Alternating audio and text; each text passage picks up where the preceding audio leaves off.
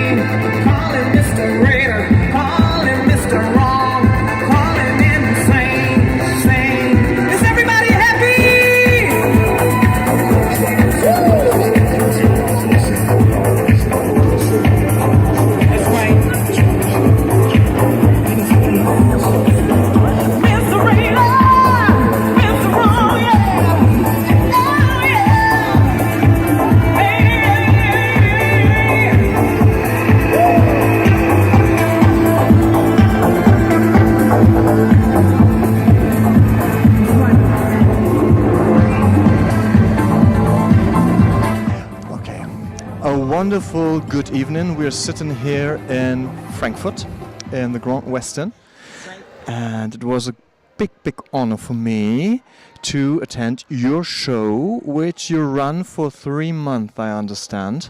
And I am now here with, well, I can say world stars. You two of us. I mean, oh no, come on. I have here Natascha Wright, former Bouche singer, the successor of Melanie Thornton, who passed away tragically. And I have here Alfred McCrary of the Mccrory Family, who did some input in the US, singing gospel songs and recording gospel albums, I remember, and then going into pop, but without losing your roots. And you were performing with Charity, with Sam, all you 4 or 5 you had been. You, that makes me feel the way I do. That makes me feel the way I do. Because it's you.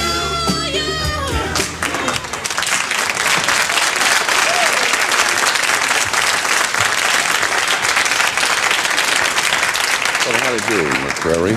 Fine, thank you. I had trouble saying that name the first time. I'm Linda. I said it. Oh. You're Linda and you're... I'm Sam. The baby, right? Charity. I'm Charity. Alfred. And that's... You had been together. You really did your homework, didn't you? Obviously.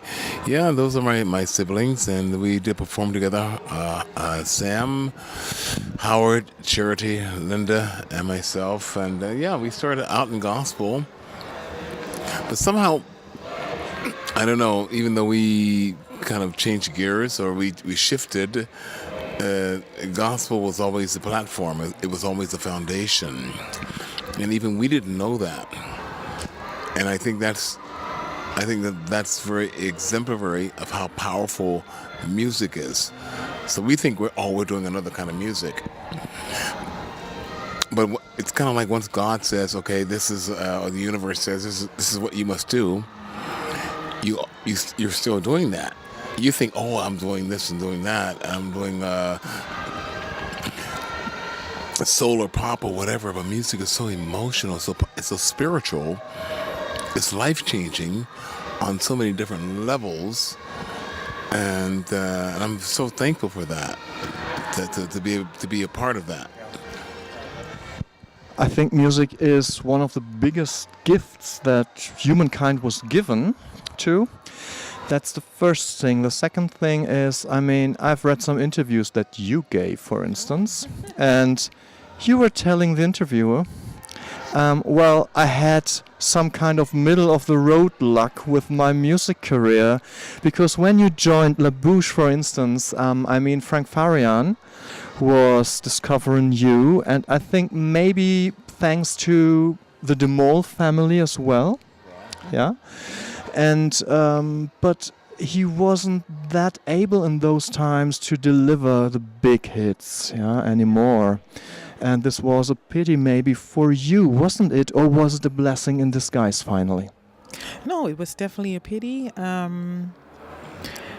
It's a very interesting question, actually. Nobody has ever asked me this before. For me, of course, it was fantastic when Frank Farian saw me perform, and he said, you know, we're looking for a new singer for La Bouche, and would you like to be the new lead singer?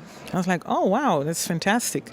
And then he signed me, and then I met with Melanie a couple of weeks later, and she congratulated me. It was so nice. She was so nice, and she was in a very good place in her life. And we sat and we drank something and laughed and reminisced a little bit. And she looked so beautiful at that time, and she was also very happy because she had her success, and she had lost a lot of weight, and she had this short haircut. She looked absolutely gorgeous. And then a couple of weeks later, you know, the accident.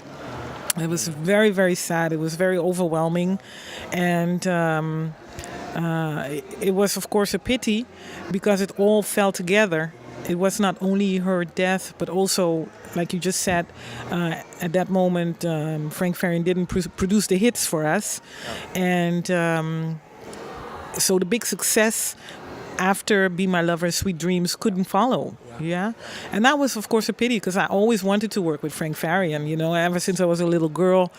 Brown Girl in the Ring was my favorite song, you know, so I was really excited. And then it didn't happen. So in one way, it was a pity. But on the other hand, I can say it's also a lot of blessings came from it because I'm still working. Of course, you know, I am not La Bouche. La Bouche, that was Melanie. Yeah, Melanie was La Bouche. That's her voice. And for me, I actually, when I perform, I more honor her songs. Yeah, that because these songs, everybody still wants to party to them, still wants to dance to them. So it doesn't matter to me if somebody asks me, hey, do you want to sing That's What Friends Are For? It's also not my song. But I love this song. I love this music. People want to hear it. And it's the same with Melanie's songs, you know. If people ask me, do you want to sing Be My Lover for us? And I do have a history, you know. I was signed to the group and I performed for a couple of years for Frank Farian with his also consent, yeah. And until, of course, after a while, he said, okay, I want the rights back. So now you can say you're ex-La Bouche. And I say that always, but I still perform the songs, but of course with my own voice. And the people love it, you know. So, yeah. I mean, you had been on tour, I think, with 4 years with Haddaway, for instance, and DJ Bobo. Yeah, with Haddaway was a fantastic time. I really was all over the world, and we played at the most amazing venues, and it was an incredible time. And Haddaway was a rough teacher, but a good teacher, and I got very strong in that period. I was a little bit of softy as a young girl, so I had to get really stronger. So being on the road, you know, in a team like that, on such a high level, he was #1 worldwide. That was a good learning school for me, you know. And then I had the opportunity to sing for DJ Bobo. I mean, you know, unbelievable. Two famous songs, Love Is the Prize and Freedom, and they became hits. You know, so that's, again, a great honor. So now, being here in the years 2000, I'm seeing that the 90s was really a great time for me. You know, I did Haddaway, I did DJ Bobo, and La Bouche. So it was fantastic. And now we are reliving this time, the music. And when I'm somewhere performing, they want to hear the music from the 90s. You know, it's fantastic, and I love to do it. Yeah. But you also have, a new project going, which you called Blueberry Hills. And tell us something about your restaurant. How is it going? And you're singing in the restaurant, I understand. Well, it's a funny story. This part's going to be very short because, or not. Well, I mean, the restaurant actually is no more there. And that wasn't because it wasn't running. It wasn't because the people didn't want to come. They loved it. As you could tell tonight, all these people here, we all know them from the restaurant.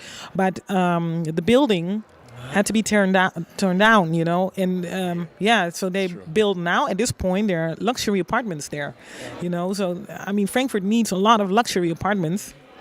Why we don't know. But she's right, and at the point when the restaurant was running really really well, we kind of knew that before we were going in. But somehow we were a part of creating something that Frankfurt needed at that time. And what you saw tonight, and I'm so happy that you were here, was a kind of reflection of what that was in our restaurant, along with, you know, the food and this Caribbean type food, and which Natascha's mom was the chef cook for that. But it was very, it was very, very, very, very special. Do we miss it? Well, we're actually too busy to miss it, but we do miss that time, you know, with the people, and that's why we're doing a lot of these kind of gigs in Frankfurt, that the people can still come out and see us, you know, perform, because we really do it for them. Well, I watched you the whole evening, how you two interact, full of love, full of respect. Does it come from your experience with your family, even as a musically well-known family? I mean, you backed up Michael Jackson. You had your hit single, You, where you got in Stevie Wonder with his harmonica. And I have one question, especially because Elton John did, I guess that's why they call it the blues. And I bet, because You was long time before, I guess that's why they call it the blues, whether Elton was copying your idea. What a question. First of all, I have to commend you on your homework that you've done. Amazing. In answer to your question, it's going to have a two-part answer, because yes, we all copy each other. I've done it. Stevie's done it. Even Stevie Wonder. Even we know that Michael actually copied some stuff from my family, and I'll send it to you. But it's okay, because that's what we do. It's the same as when we open up a magazine and we see a fantastic model wearing a hat or dress, and we say, oh, that looks good on her, I'll try that. And so we do that. The beauty of creativity is that you never know when it's going to hit you. It's going to be your original idea. And everybody's going to copy originality. Yeah, because it works.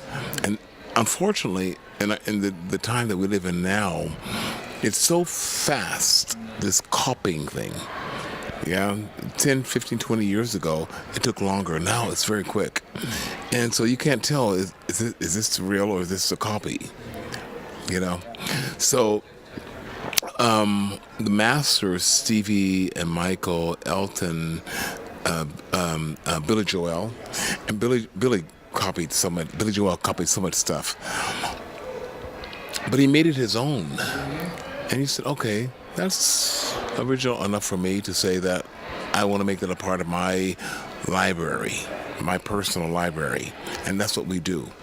And we take those things, and those songs are demarked by something that we're going through in time. The first time we go on our first date with someone, and you're riding back home in your car, and you hear this song, you know, don't go changing to try to please me. In that moment, you hear the song, and that clearly marks 1972, whatever, and you remember that. So it becomes a lifelong time hit. So we do copy each other, and everybody should actually admit it. And be willing to admit it that we do. It's okay. You know, I heard a recent interview with from Quincy Jones, and Quincy Jones basically like let it all hang out. You know, he's over 80 now, and he said, and the interviewer was obviously very intelligent like yourself, and he said, "Well, what about Mr. Jones? What do you think about music today?" He said, "Music? You call that music? That ain't no music." He said they're looping, and then they put some raps on top of it, or whatever.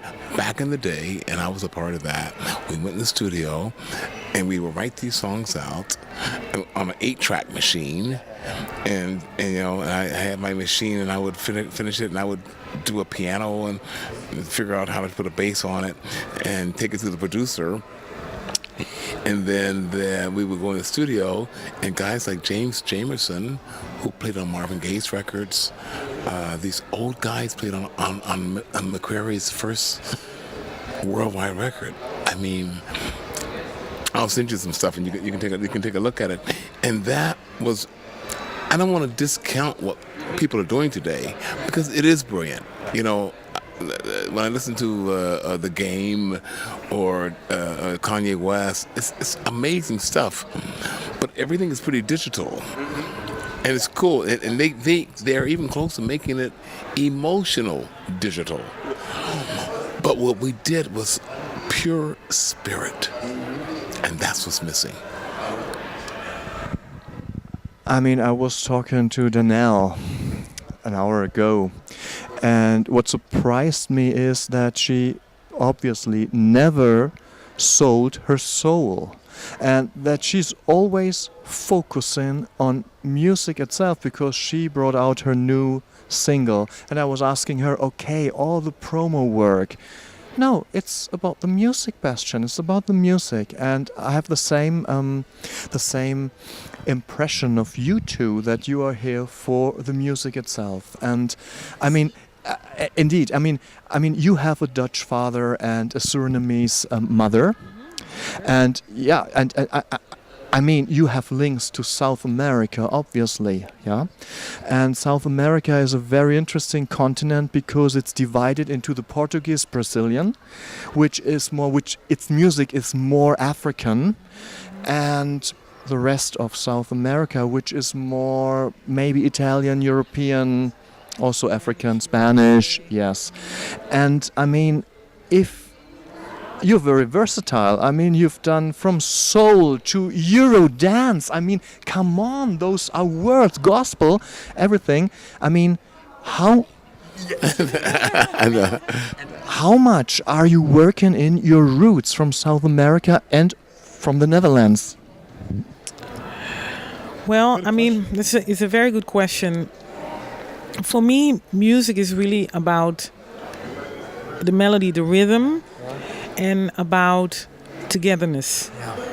When we do a show, I find it very, very important that we all have a good time together. It's not about me, it's not just about them, it's about all of us together. And you said before, you know, you saw that we are really taking the time to talk to everybody, because it's very important for us that everybody feels at home. We always try, even though we're in a club, we try to give them the feeling that we are together, we are family, we are at home. Tonight we are friends, you know? So the music, the background, if it's South American or Eurodance or whatever, it doesn't matter, you know? We try to give them the music, what suits that particular venue at that time. I love that about Natascha, really, because whatever I do, or whatever she does, we do it together. And she jumps right in, and I come up with a new idea, whether it's a pop thing or whatever, it's gospel. And, you know, it takes her a moment to listen. She has to listen and go, oh, okay, all right, I can hear that. I can, and that's how we roll. That's how we work together, because we transcend all of these what do you call them, categories. Of different, and it's beautiful. It's beautiful that we can actually say, you know what, Today I want to write a reggae, something with a reggae feel. Today I want to... I did that, you know? Yeah, sure. It doesn't matter. I mean, maybe it's not authentic in its presentation, but the idea to give the feeling of that particular thing, and she has that, and it's amazing that you were able to even focus.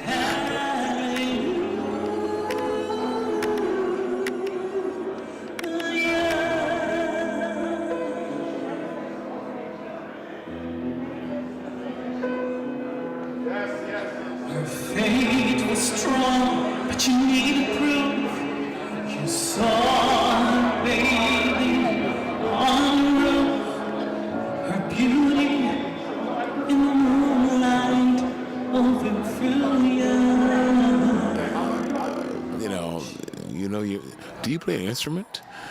I'm singer-songwriter and the piano. Yes, I was doing a duet with Della, who you're working with. Yes, and which will be on my album. Yes, it will. Yeah. Now we have to interview you. Transcending. I mean, you have your Mccrory Foundation, and you are helping people in need through the healing power of music. Could you describe what the healing power of music is? Is it the rhythm? Is it the vibes that are going into your heart and into your soul? Is it the spirit from above or from I don't know where? Wonderful. Another great question. The simple and quick, direct answer to that is that it's all of those elements. When a person is ill, no matter what the illness is, whether it be cancer, a bad cold, or whatever, even in the most simplest form of a medication, in the medication are several things. You know, there's something to stop the pain, there's something to stop the sneezing, there's something to stop this and something to stop that. It's the same with music. Music possesses all of these elements, and there are about six or seven of them.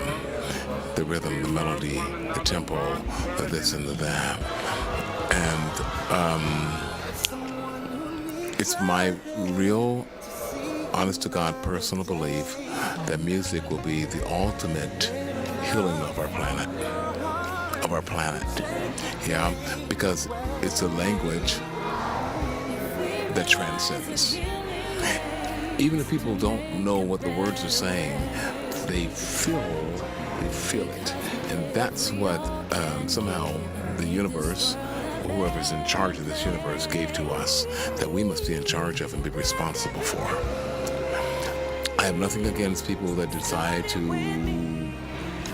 go a darker way with their music, but I think responsibility and the calling is much higher. Yeah, and that calling is to bring us all somehow eventually together, and we recognize that, oh my God, that's my brother, that's my sister.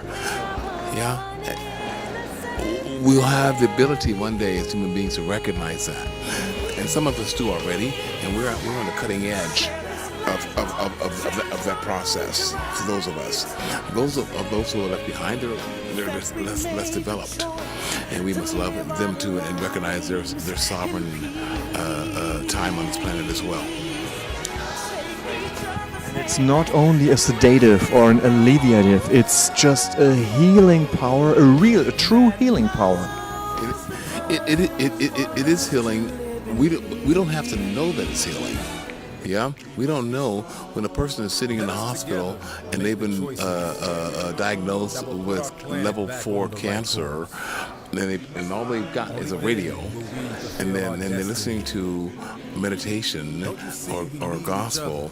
You know, it's extending their life for a few more days so they can reflect before they transcend. They transcend on. That's the healing power of music. They don't know who wrote the song. They don't know where it came from. Some country boy down in the south hills of Virginia. And he said, you know, one day we'll all be free. Whatever the song is saying, we're part of that. That's what we're all a part of as creative people. And that's the incredible healing power of music. I wish I had a more Einstein scientific answer for you, but that's the best I can do. I mean, the radio show is called Mach Dir Lebenslust, which is, in translation, Mach Dir Lebenslust, which is called Lust for Life, Go for Lust for Life. What besides love, spirit and music makes you lust for life most? That's for me very easy to say. That's my family. I would have guessed. Great, great.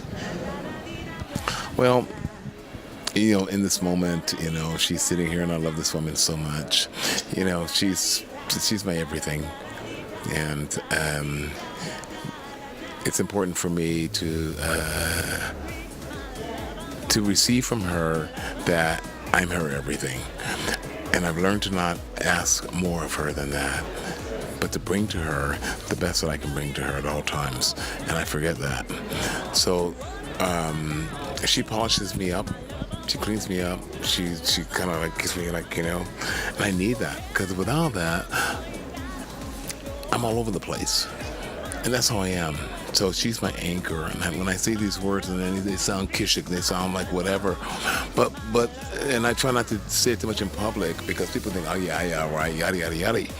But we all need that, whether it's a man, whether it's a woman, I don't give a damn. It doesn't matter to me. Somebody has to keep you anchored, yeah, and she does. I hope I do the same for her. Absolutely. Thank you very much for this whole evening. Keep in touch. Keep in touch. Say hi to Bella. What a pleasure. Bella is fine. She's in Turkey, winning awards. Lots of awards. She's really successful there. I mean, well, with Fatih together. Jimmy, because Jimmy as well, right? Yeah. Did you interview him at all? No, because It's on his show. You come again. next time I come again.